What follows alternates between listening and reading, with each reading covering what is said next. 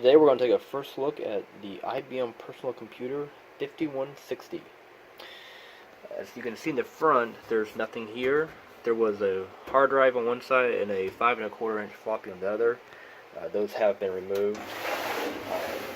This computer would have been from the mid 1983-84 time frame.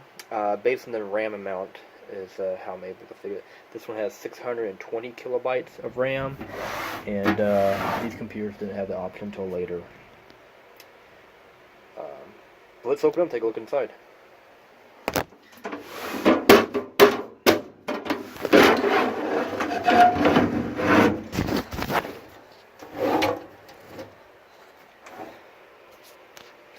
So to get these computers apart, you have to take off the screws on the sides and the middle, and you just gotta push it hard.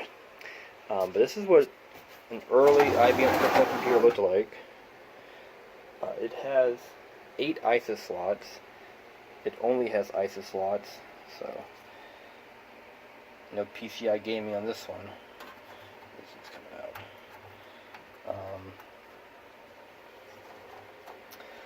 I was only partially able to test this computer using a PCI video card. I was able to get text to display on screen. However, the AT keyboard, and the AT is this connector right here.